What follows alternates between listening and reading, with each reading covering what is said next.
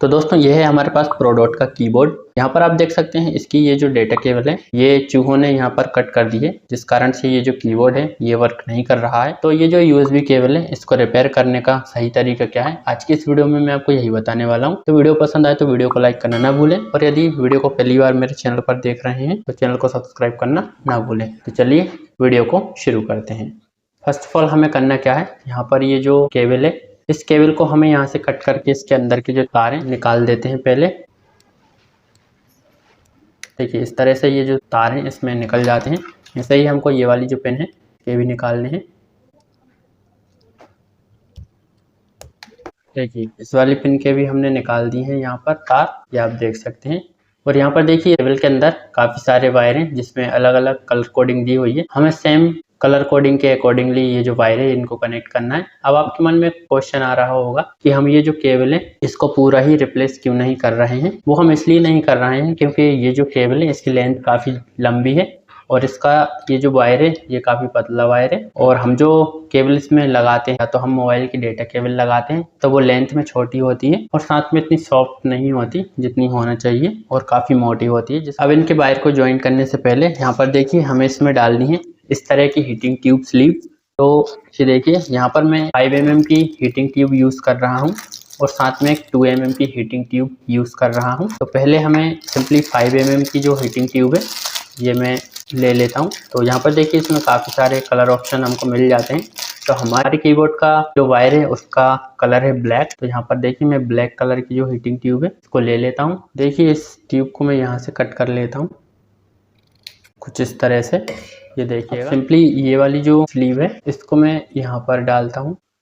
ये आप देख सकते हैं ये इसके अंदर हमको डाल देनी है पहले। अब यहाँ पर फिर से हमें हीटिंग स्लीव लेनी है। ये आप यहाँ देख सकते हैं हमारे पास 2 mm की हीटिंग स्लीव है। तो जैसा कि आप यहाँ देख सकते हैं एक ये कटा रखा हुआ है मेरे पास हीटिंग स्लीव। अब यहाँ पर हमको एक 2 mm का फिर से हीटिंग स्लीव ले लेना है। हमको ये वाली जो स्लीव है इसको कट करके इसमें से हमें 2 स्लीव ले लेना है। तो 2 स्लीव हमको इस तरह से यहाँ पर डालने हैं। ये देखिए कुछ इस तरह से, ये देखिए इस तरह से हमने डाल दिए हैं। 2 हमको स्लीव और लेने हैं इसी साइज के। इसको कट कर लेता हूँ मैं, और एक ये दूसरा भी कट कर लिया है। अब ऐसे ही हमको ये वाले जो स्लीव है ये भी हमको यहाँ पर इस तरह से डाल देने हैं।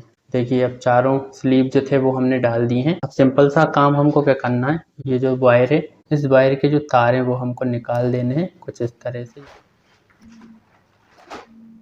अब ये वाली स्टेप्स कंप्लीट करने के बाद हमें क्या करना है, यहाँ पर ये वाली जो इसकी यूएसबी वाली केबल है जिसमें कि यूएसबी पिन लगी हुई है, से इसके जो तार हैं ये हमको कट करके निकाल देने हैं। देखिए कुछ इस तरह से।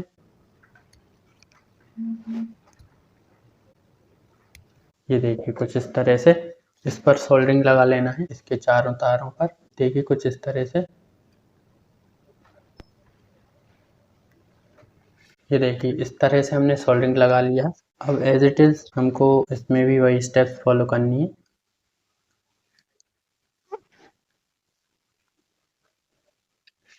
देखिए इतनी स्टेप्स कंप्लीट करने के बाद अब यहाँ पर ये जो वायर्स हैं पहले इनको सोल्डरिंग कर देना है।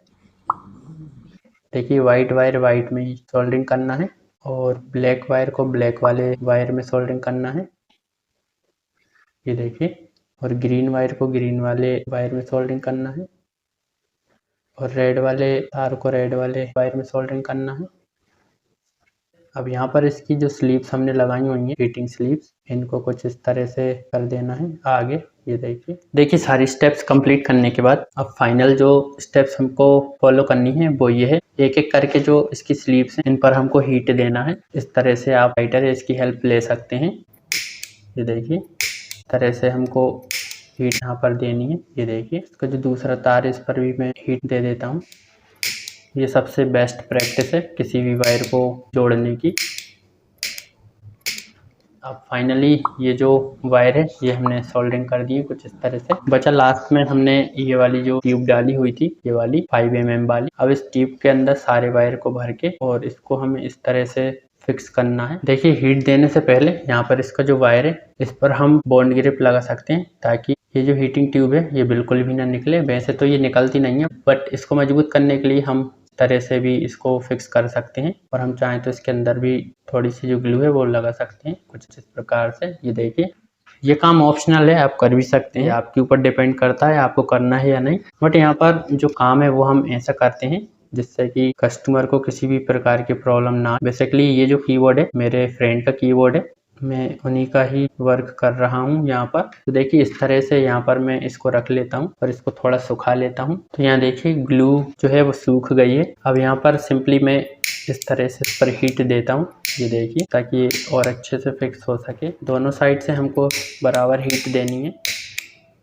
तो दोस्तों यहाँ पर देखिए इसकी ये जो केबल थी ये हमने कंप्लीट कर दी है यहाँ से जॉइंट करके। अब देखिए कुछ इस तरह से ये हो गई है रिपेयर। चलिए अब ये जो कीबोर्ड है इसको मैं अपने पीसी से कनेक्ट करके और इसकी जो टेस्टिंग है वो हम कर लेते हैं। तो यहाँ देखिए जो मेरा पीसी है वो मैंने ऑन कर लिया है। अब यहाँ पर एक कीबोर्ड ऑलरेडी कनेक्टेड है, ये देखिए, और जो मेरा पीसी है वो एकदम यहाँ पर चालू है। और अब इसके बाद ये वाला जो कीबोर्ड है इसको हम कनेक्ट कर लेते हैं। तो यहाँ पर ये जो यूएसबी केबल है इसको मैं लगा देता हूँ, मेरे देखिए सीपीयू में लगा देता हूँ। और यहाँ पर जो एलईडी है वो ग्लो होने लगेगी जैसे ही मैं इसको कनेक्ट करूँगा।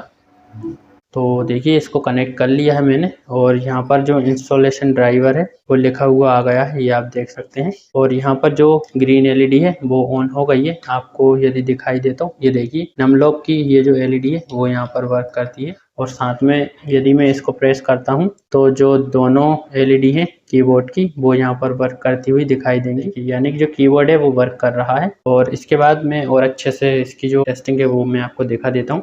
तो यहाँ पर हम MS ऑफिस ओपन कर लेते हैं। देखिए MS ऑफिस को मैंने ओपन कर लिया है। और यहाँ पर जो टाइपिंग है वो मैं आपको करके दिखा देता हूँ इस वाले कीबोर्ड से जिसको हमने रिपेयर किया हुआ है। ये आप देख सकते हैं, यहाँ पर फ़ॉन्ट को मैं थोड़ा बड़ा कर देता हूँ। और बाकी मेरा जो दूसरा कीबोर्ड है ये भी मैं टाइपिंग करता हूँ तो ये भी वर्क करेगा, क्योंकि दोनों ही कीबोर्ड अभी फ़िलहाल कनेक्टेड है यहाँ पर, ये देखिए।